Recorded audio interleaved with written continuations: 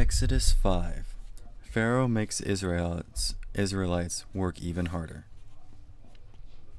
Later on, Moses and Aaron went to Pharaoh. They said, "The Lord is the God of Israel. He says, 'Let my people go. They will be able to hold a feast in my honor in the desert.'" Pharaoh said, "Who is the Lord? Why should I obey him? Why should I let Israel go? I don't even know the Lord, and I won't let Israel go." Then Moses and Aaron said, "The God of the Hebrews has met with us. Now let us take a journey that lasts about 3 days. We want to go into the desert to offer sacrifices to the Lord our God. If we don't, he might strike us with plagues, or he might let us be killed with swords." But the king of Egypt said, "Moses and Aaron, why are you taking the people away from their work?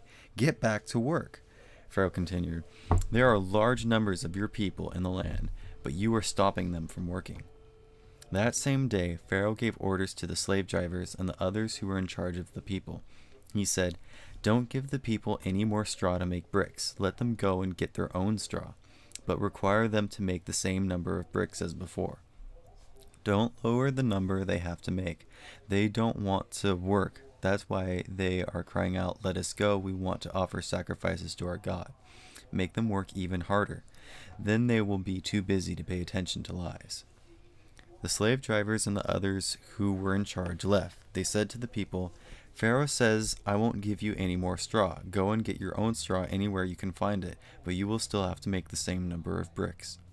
So the people scattered all over Egypt. They went to gather any pieces of straw that were left in the fields.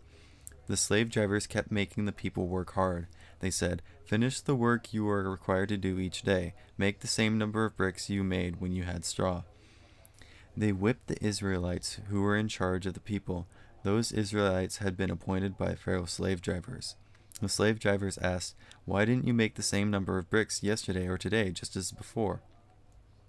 Then the Israelites who were in charge of the people made their appeal to Pharaoh. They asked, "Why have you treated us like this? You didn't give us any straw, but you told us make bricks.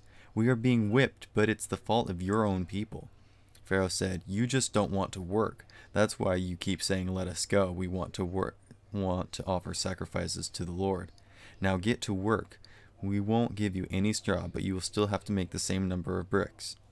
The Israelites who were in charge of the people realized they were in trouble. They knew it when they were told, "Don't lower the number of bricks they required to make each day." When they left Pharaoh, they found Moses and Aaron waiting to meet them. They said to Moses and Aaron, "We want the Lord to look at you and what you have done. We want him to judge you for it. We are like a very bad smell to Pharaoh and his officials. You have given them an excuse to kill us with their swords." The Lord promises to save the Israelites.